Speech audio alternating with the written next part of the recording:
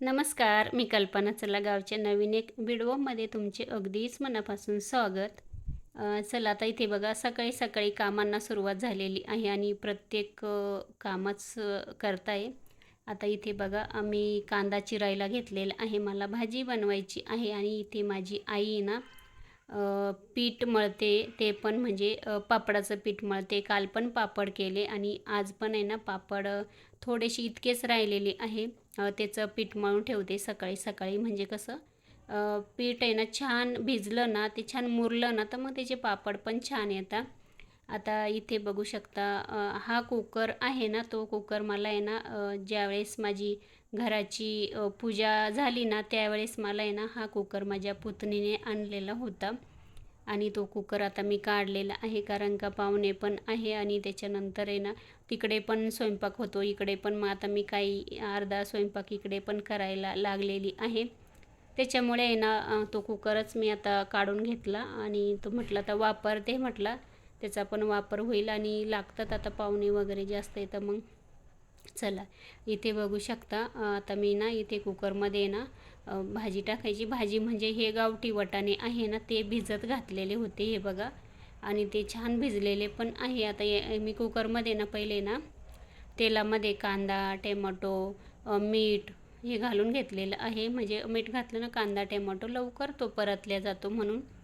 हे बघा, आणि त्याच्यानंतर आता तो छान फ्राय झाल्यानंतर आहे ना त्याच्यामध्ये ना लाल मिरची पावडर, हळद वगैरे घालणार आहे. आणि तुम्हाला जो मसाला घालायचा तो तुम्ही घालू शकता. आता गावाला तर सध्या काही एवढे मसाले पण नाही माझ्याकडे, आणि आता गावचेच व्हिडिओ तुम्हाला बघायला भेटतील. चला इथून पुढे पण. चला ते झाल्यानंतर आहे ना आता इथे बघा हे आमचं जुनं घर आहे आणि जुन्या घरामध्ये ना उखळ पण इथेच आम्ही मांडलेलं आहे आणि जातं पण इथेच मांडलेलं आहे. हे माझ्या सासूबाईपासून ही परंपरा चालू आहे, त्याच्यामुळे आम्हाला पण येतं. हे बघा इथे ना हरभऱ्याचा भिजाणा घेतलेला होता. हरभरे भिजवलेले होते आईने आणि त्याच्यानंतर आहे ना ते छान 2 दिवस वाळवले. हे बघा, आता त्याच्यानंतर इथे माझी मावशी आहे. माझी मावशीने ना मस्त हरभऱ्याची डाळ आहे ना तयार करून दिली. आणि त्याच्यानंतर इथे बघू शकता आता आहे ना संध्याकाळ झालेली आहे. आज मंगळवार आहे, त्याच्यामुळे ना मला इथे ना आज आहे ना देवासाठी ना नैवेद्य करायचे, थोडे जास्तच करायचे आहे. आणि म्हणजे आमच्या देवांना नैवेद्य करायचे.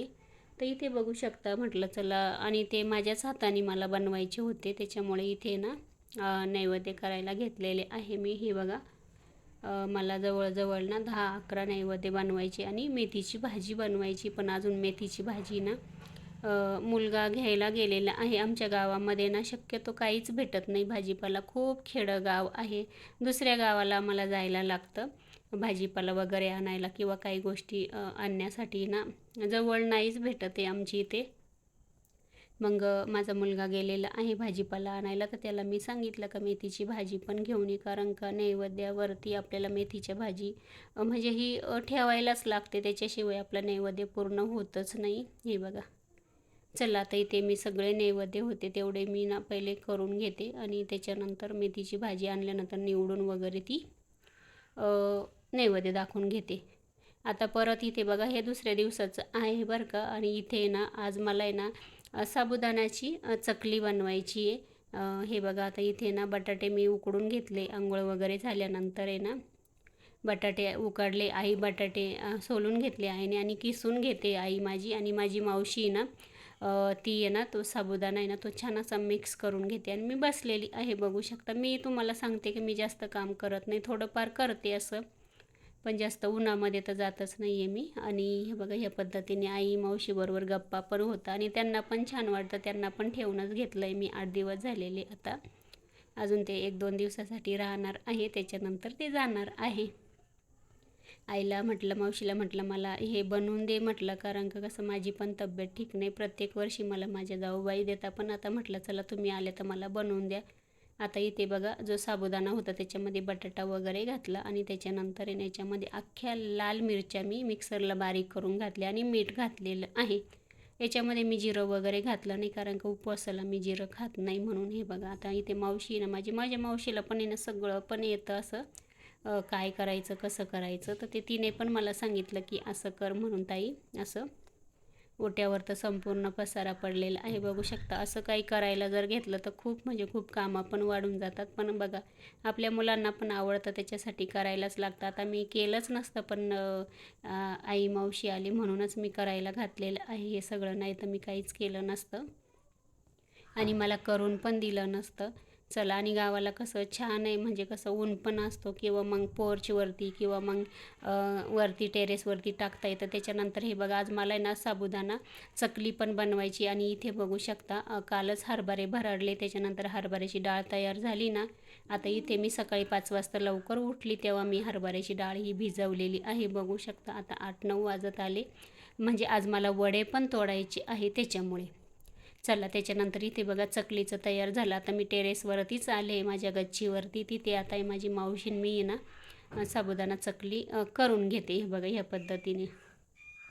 आता साबुदाणा चकली पण खूपच छान झालेली होती. आता मी इथे फक्त करायचं दाखवलेलं आहे, त्याच्यानंतर आहे ना काही दाखवलं नाही. कारण काय कसं माहिती का, भरपूर असे कामं असतात दुसरे पण, त्याच्यामुळं सारखं सारखं मोबाईल घेऊनही पण फिरता येत नाही. हे बघा, आणि खूप छान असं मावशीने हे साबुदाणा बटाटा छान असं परफेक्ट असं प्रमाण पण सांगितलेलं होतं आणि खूप छान झालेल्या होत्या.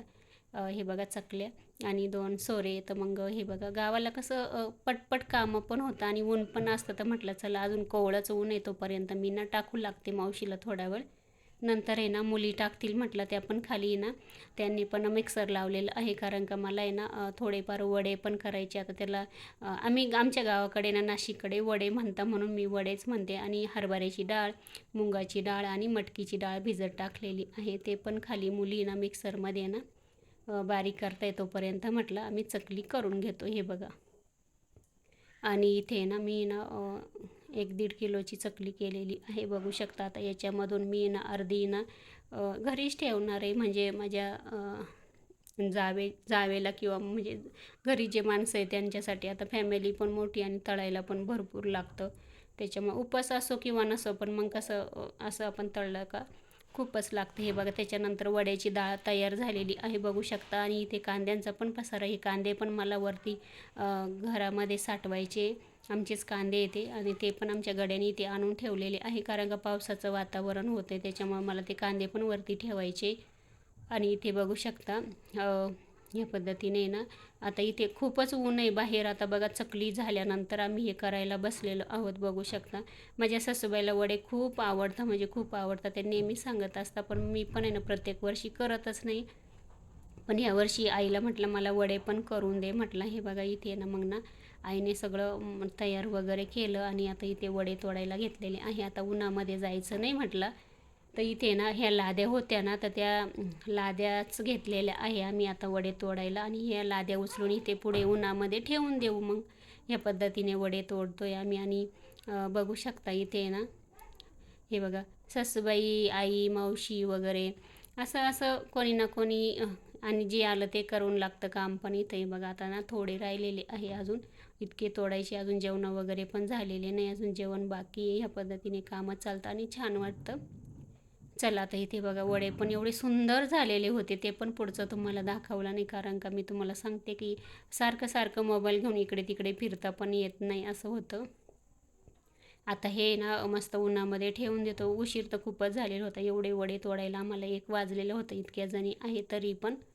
कारण का सकाळीच आहे ना 8 वाजेपासून त्याच्यानंतर चकली करायला सुरुवात केली, तेच आम्हाला आहे ना 10-11 वाजेपर्यंत गेलं. त्याच्यानंतर हे वड्यांचं तयार करून ठेवलं ह्या पद्धतीने. चला बाय.